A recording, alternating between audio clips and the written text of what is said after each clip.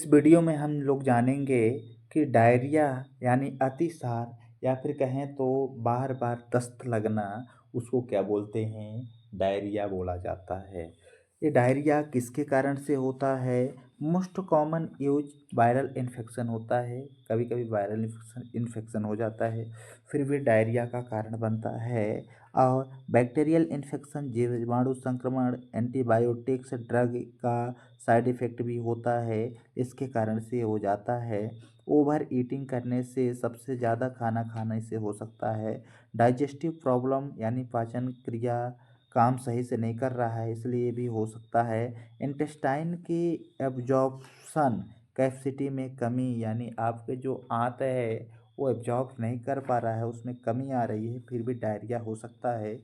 Digestive system से related कोई भी डिसीज जो कि स्टमक स्मॉल इंटेस्टाइन्स तथा कोलोन को इफेक्ट करती है तब भी डायरिया हो सकता है। जैसे लीवर डिसीज यकृति विकार कब्ज निवारक औषधियों के सेवन करने के कारण भी हो सकते हैं। इसमें हम देखते हैं जो इसके साइन एंड सिम्टम होते हैं। जैसे पेशेंट को लूज मोशन होता है, लोग कहते हैं ना कि हमें लूज मोशन हो गया है, दस्त लग रहा है, ठीक है, वही क्या है, डायरिया है। जैसे यही होता है। पेन ऑब्डोमिनल एंड क्रैम्प्स भी हो सकते हैं। नोजिया होती है, वोमिटिंग होती है या फिर वेट लॉस होना, ये सब क्या होते हैं, डायरिया का कारण होते हैं। तो हम इसमें देखेंगे कि जो डॉक्टर पर्चा लिखते हैं या फिर ट्रीटमेंट करते हैं वो क्या क्या देते हैं, इस कंडीशन में क्या क्या दिया जाना चाहिए। तो डायरिया को रोकने के लिए सबसे पहले टेबलेट यूज किया जाता है। उस टेबलेट का नाम होता है लोमोएफेन।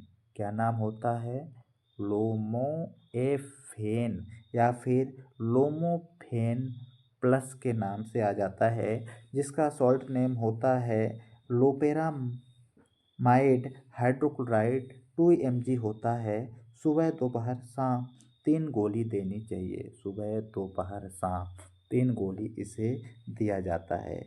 इसके अलावा ओ आर एस यानी ओ आर एस का पिलाते रहना चाहिए। ओ आर एस यानी ओरल रिहाइड्रेशन सॉल्ट होता है।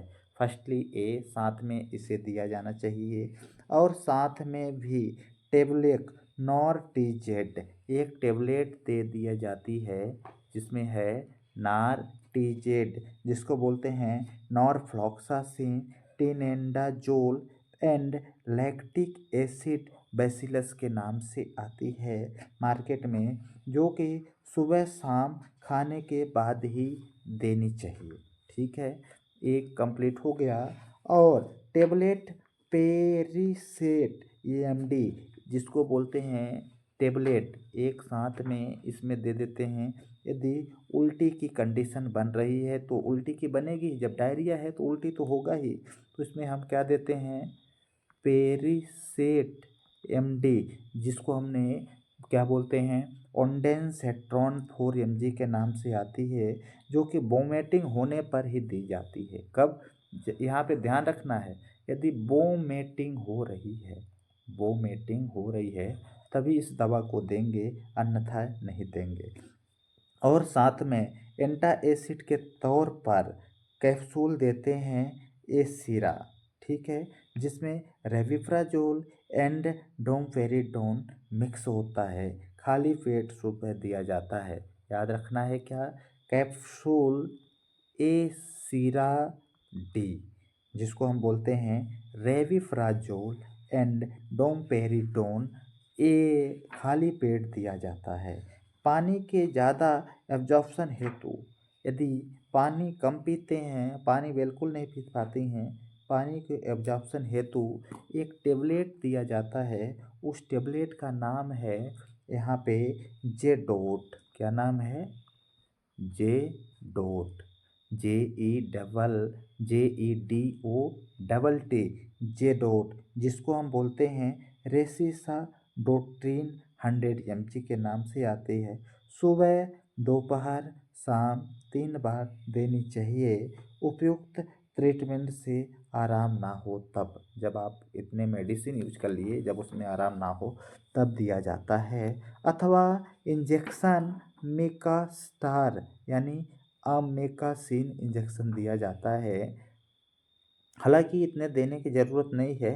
पेट दर्द हो तब उसमें इंजेक्शन देते हैं। यदि साथ में डायरिया के साथ साथ पेट दर्द हो रहा हो तब उसमें हम इंजेक्शन देते हैं एक्वाडोल स्पास, जिसमें हमने पहले बता दिए थे इंजेक्शन क्या देते हैं, एक्वाडोल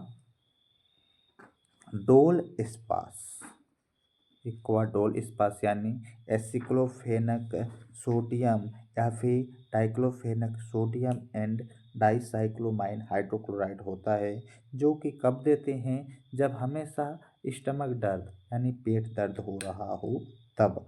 यदि फ्लूइड लॉस हो यानी ज़्यादा होने की वजह से ब्लड प्रेशर कम हो गया हो, यदि आपका फ्लूइड लॉस हो गया है, ब्लड प्रेशर एकदम कम हो गया है, डायरिया से आप चल नहीं पा रहे हैं, आपके चलने की क्षमता चली गई है, उसके दौरान NS 500 ml का यूज किया जा सकता है। NS 500 ml यूज किया जा सकता है। इसमें इंजेक्शन या फिर DNS 500 अथवा इंजेक्शन RL 500 यूज कर सकते हैं।